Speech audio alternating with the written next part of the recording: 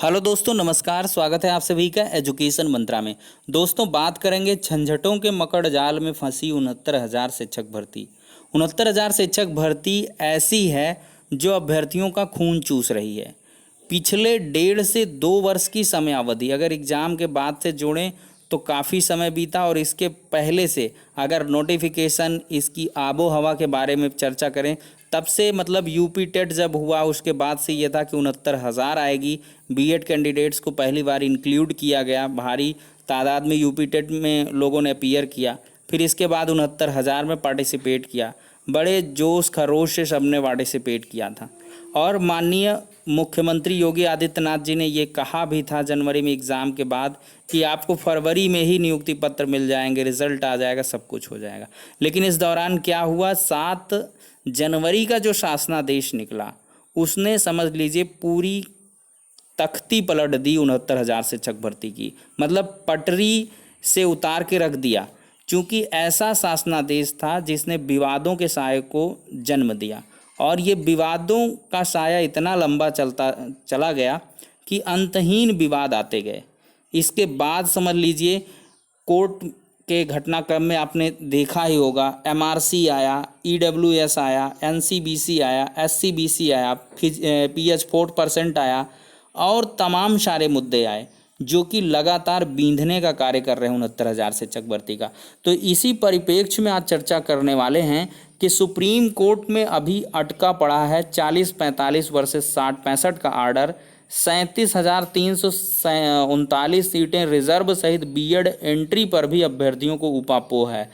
उपापोह इस वजह से है क्योंकि बहुत सारे जो बीएड विरोधी टीम के सदस्य हैं उनके द्वारा बड़ी बड़ी लंबी लंबी पोस्ट की जाती हैं, और उनको पढ़ करके अवश्य ही आपके अंदर भय व्याप्त हो जाता है, कहीं ऐसा ना हो कि कोई इतर ऑर्डर आ जाए जिससे कि बीएड कैंडिडेट्स को थोड़ी सी दिक्कतों का सामना करना पड़े।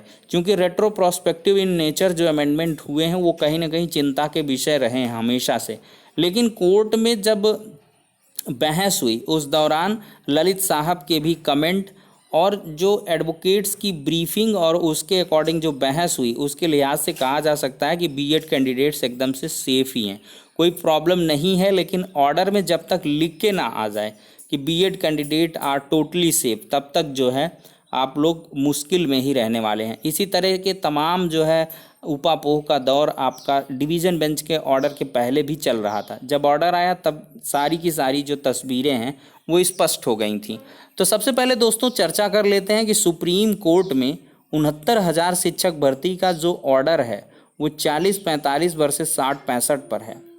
यानी कि अभी ऑर्डर को लेकर क्या है, पूरी तरीके से कन्फ्यूज़न का माहौल है। ऐसी उम्मीद थी कि 15 के बाद ऑर्डर आ जाएगा, लेकिन अब ऐसा लग रहा है कि 17 की कॉज लिस्ट आई, 18 की आई, उसमें कहीं भी केस मेंशन नहीं है। शांता नगौदर जी की वजह से सारी की सारी समस्याएं यहाँ पर उत्पन्न हो रही हैं। क्योंकि ललित साहब के साथ शांता नगौदर जी की डिवीज़न बेंच ने ही ऑर्डर को रिजर्व किया था। कहीं ना कहीं दोनों जजेस का रहना आवश्यक है, और दोनों जजेस ही पार्ट वाइज जो ऑर्डर होगा उसको यानी कि सुनाएंगे। हालांकि ललित साहब इसको अकेले ही कर सकते हैं, लेकिन वहाँ पर थोड़ी सी जज साहब की प्रेजेंस, एटलीस्ट जो ऑर्डर जब रिलीज़ हो तब थोड़ी सी उनकी प्रेजेंस तो आवश्यक है।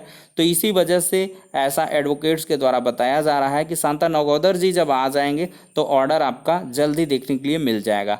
तो इसमें सबसे बड़ा अभी भी 40-45 के जो सपोर्टर्स हैं उनके द्वारा लंबी लंबी पोस्टें या ऐसे तर्क रखे जाते हैं जिससे ऐसा लगता है कि 40-45 हो गया, या 60-65 की तरफ जाएंगे तो 60-65 वाले अपना अलग ही मतलब प्रभाव करते हैं। उनके द्वारा कहा जाता है कि 60-65 पूरी तरीके से सिक्योर है, 67-867 चयनित सूची को नहीं छेड़ा जाएगा। एएसजी यानी कि एडिशनल सॉलिसिटर जनरल की बात करें, ऐश्वर्या भाटी मैम के द्वारा भी एटलीस्ट जो है जो बहस में कंक्लूड किया गया था, मुझे अभी भी शब्द याद हैं, वहाँ पर सीधे से कहा गया था 69,000 शिक्षक भर्ती में 67-867 चयनित सूची को ना छेड़ा जाए। हम उसको पूरी तरीके से प्रोटेक्ट करने के लिए यहाँ पर आए हुए हैं सुप्रीम कोर्ट में, और इसके बाद 51,000 जो अतिरिक्त सीटें हैं उसका विज्ञापन हम जल्द ही जारी कर देंगे। 69,000 शिक्षक भर्ती को पूर्ण करने दिया जाए, ऐसी रिक्वेस्ट की गई थी। तो देखते हैं दोस्तों अब क्या कुछ होता है। गवर्नमेंट ने तो अपनी पूरी की पूरी क्रियाशीलता दिखाई है, सक्रियता दिखाई है 867 चयनित सूची को बचाने के लिए। लेकिन जब ऑर्डर आएगा तो क्या ऑर्डर आने के बाद तुरंत नियुक्ति पत्र मिल जाएगा, या 5 सितंबर के नियुक्ति पत्र के सपने की जो मंजिल है वो कितनी दूर है, इस पर थोड़ी सी डिस्कशन करते हैं। देखिए दोस्तों, अगर आपका ऑर्डर 21 तारीख तक, जहाँ तक संभवतः 21 को आ जाए, 21 तक अभी तक उम्मीद बनी हुई है, एट लास्ट की 21 तक आ सकता है। 21 को नहीं आएगा तो 22, 23, फिर 24, 25, मतलब फिर लास्ट वीक चला जाएगा। अभी देखिए शांता नगौदर जी जब तक बैठ नहीं गए हैं, कोई देखिए भाई जान नहीं रहा अंदर की बातें। जज साहब का कब रोस्टर चेंज होगा सुप्रीम कोर्ट के मतलब चीफ जस्टिस ऑफ इंडिया के द्वारा, कब क्या कुछ डिसाइड किया जाएगा, ये किसी को नहीं मालूम। इंटरनल रीजन्स, ऑर्डर कब आएगा इसको भी कोई नहीं बता सकता। लेकिन जो एक समयावधि है प्रेस्क्राइब्ड की, लगभग 15 से 20 दिन से ज़्यादा का समय हो गया, तो इतने समय में पर्याप्त रहेगा ऑर्डर। वैसे भी त्रिपुरा वाला जो ऑर्डर है 28 को रिजर्व हुआ और जज साहब ने उसको डिलीवर भी कर दिया। तो ऐसे में थोड़ी सी उम्मीद है कि ऑर्डर जो है जल्द ही आ सकता है, मतलब पीक पॉइंट में चल रहा है। तो देखिए दोस्तों, यहाँ पर क्या होगा, 5 सितंबर की मंजिल तो एकदम आसान रहेगी। अगर अगस्त लास्ट तक भी इवन इफ आज आता है तो 1 से 2-3 दिन में काउंसलिंग और सीधे नियुक्ति पत्र। आपने पूरा का पूरा जो मतलब एक कंप्लीट सिनारियो है आपके सामने रखा भी गया था कि 3 से 6 जून के मध्य काउंसलिंग होनी थी और 6 को ही नियुक्ति पत्र वितरित होने थे। तो लगभग 3, 4, 5, 6 4 दिन के अंदर, 3 दिन में काउंसलिंग, चौथे दिन नियुक्ति, 4 दिन चाहिए होंगे गवर्नमेंट को काउंसलिंग बाद नियुक्ति पत्र देने के लिए। तो कुल मिलाकर दोस्तों इधर क्या है कि एमआरसी का जिंद भी आपका बहुत बड़ा होता चला जा रहा है। पिछले वीडियो सेशन में जो हमने लेटर एक रखा था, SCBC ने जो मतलब स्टेट की तरफ से राज्य पिछड़ा वर्ग आयोग है, state commission for backward classes, उसकी तरफ से 22/7/2020 का लेटर जारी हुआ।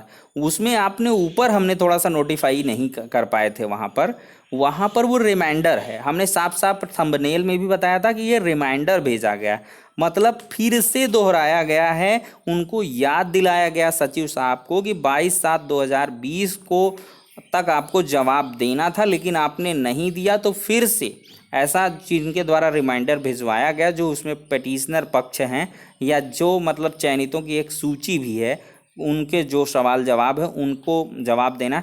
तो लगभग 150 होंगे कैंडिडेट, तो उनके द्वारा रिमाइंडर भिजवाया गया और ऐसा बताया जा रहा है कि 22 अगस्त तक का समय दिया गया है। राज्य पिछड़ा वर्ग आयोग की तरफ से 22 अगस्त तक का समय दिया गया है। अब समझ रहे हैं कि 20 अगस्त को सुनवाई है NCBC मतलब राष्ट्रीय पिछड़ा वर्ग आयोग में, और इसके बाद लगभग 20 के हेर फेर ही आपका जो MRC मैटर है लखनऊ बेंच में लग सकता है। वो क्या है, लोहा सिंह पटेल वाली लीडिंग पिटीशन बन गई है।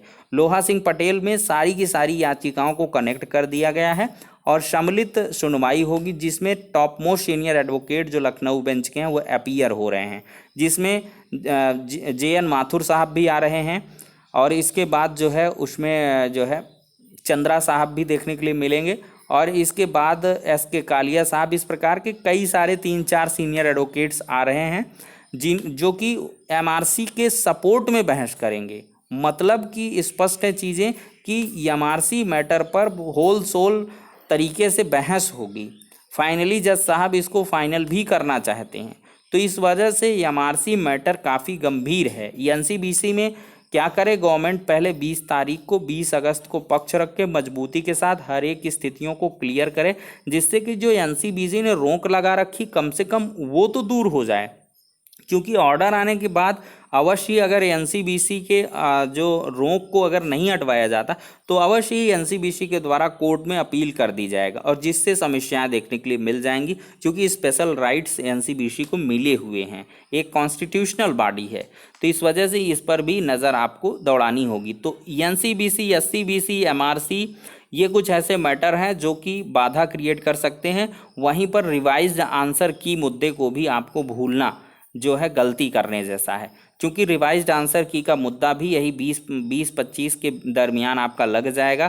क्योंकि 2 हफ्ते का समय दिया गया था, 2 हफ्ते के अंदर काउंटर एफिडेविट फाइल करके और इस मैटर को फाइनली जो है निपटाना है। हर एक जो भी उसमें पटिशनर पक्ष है उनको जो है नोटिस राज्य सरकार के द्वारा भेजा जाएगा। पिछली बहस में यही महाधिवक्ता के द्वारा कहा गया था कि हम हर एक पटिशनर पक्ष को इनवाइट करेंगे, नोटिस इशू करेंगे और इसके बाद सारे के सारे पटिशन्स पर हम एक साथ बहस करना चाहते हैं और एक साथ ही सारे के सारी याचिकाएं जो हैं उनका निस्तारण चाहते हैं। तो इस वजह से 15 दिन के बाद रिवाइज्ड आंसर की मुद्दे पर भी पंकज कुमार जायसवाल जी की डिवीज़न बेंच में आपको बहस देखने के लिए मिलेगी। तो ये मैटर भी कहीं ना कहीं इम्पॉर्टेंट है। तो एमआरसी और आंसर की दो मुद्दे काफ़ी गंभीर हैं। वहीं पर अगर बात करें ईडब्ल्यूएस 10% रिजर्वेशन को लेकर, तो देखिए ईडब्ल्यूएस 10% पर जो काउंटर एफिडेविट है गवर्नमेंट का आ गया है। गवर्नमेंट की किसी भी प्रकार से ईडब्ल्यूएस पर राज़ी नहीं है। उनके द्वारा कहा गया है कि परीक्षा जो है वो भर्ती प्रक्रिया का एक अंग थी और 1 दिसंबर को ही हमारी भर्ती प्रक्रिया का जो अंग है वो स्टार्ट हो चुका था। क्योंकि एग्जामिनेशन वगैरह हुआ, ये सब में जो है ईडब्ल्यूएस के प्रोविज़न जो है वो बाद में आया है। तो इस वजह से पेटिशनर्स पर जुर्माना लगाने की भी उन्होंने बात कही है और साथ ही सारी की सारी याचिकाओं को इनफ्रक्चुअस करार देते हुए उनको जो है फाइनली डिसमिस करने की भी अपील राज्य सरकार के द्वारा की गई है। तो ईडब्ल्यूएस पर फाइनल हियरिंग आपको 20-25 के अराउंड देखने के लिए मिल जाएगी। तो अब ये कुल मिलाकर चीज़ें हैं। वहीं पर पीएच 4% रिजर्वेशन वाला मुद्दा भी थोड़ा सा गंभीर हो सकता है, चूँकि यहाँ पर की ये चीज़ें हैं कि पीएच का 3% रिजर्वेशन मिला है, तो पीएच का 4% मिलता है अन्य भर्तियों में। ऐसा दावा है कि पिछली 68,500 में 4% मिला था, लेकिन हमें जहाँ तक लगता है 3% ही दिया गया। तो ये भी मुद्दा है। अब इस पर कोर्ट में काउंटर एफिडेविट फाइल अभी नहीं हुआ है, इस वजह से ये मामला लिस्टेड भी नहीं हो पा रहा है। जब काउंटर एफिडेविट फाइल हो जाएगा, फाइनली मेंशन करवाया जाएगा केस, तो इस पर जो है कुछ आपको देखने के लिए मिलेगा। वहीं पर अगर 20% फीमेल रिजर्वेशन जैसी चीज़ें भी आपको उसको लेकर भी केस हैं, तो उन पर भी आगामी समय में सुनवाई देखने के लिए मिलेगी। वहीं पर बहुत सारे अभ्यर्थियों की ये भी कमेंट रहते हैं कि सर एससी की जो मतलब सीटें कन्वर्ट होनी है एसटी वाली, लगभग 1100 समथिंग है, 1200 के करीब, तो उन सीटों पर क्या होगा। तो दोस्तों इसमें फाइनली सबको राहत मिलनी है। एसटी की सीट को कन्वर्ट किया जाएगा एससी में, लेकिन कोर्ट में आपको थोड़ा सा वक्त देना पड़ेगा और एससी के जो बॉर्डर लाइन के कैंडिडेट्स हैं उनको थोड़ा सा मतलब इंतज़ार करना होगा, तब जाके आपको जो मंजिल है वो मिल पाएगी। तो फाइनली ये सारी की सारी चीज़ें हैं जिन पर की 69,000 शिक्षक भर्ती पूर्णतः निर्भर करेगी। तो कुल मिलाकर इन झंझटों के मकड़ जाल में अभी फ़िलहाल 69,000 शिक्षक भर्ती फंसी हुई है। अब देखते हैं दोस्तों आगे आने वाले समय में क्या कुछ होता है। सारी की सारी चीज़ों का स्पष्टीकरण आई थिंक हमने प्रोवाइड कर दिया है। अब नेक्स्ट वीडियो मिलते हैं, तब तक के लिए शुक्रिया। जय हिंद, वंदे मातरम।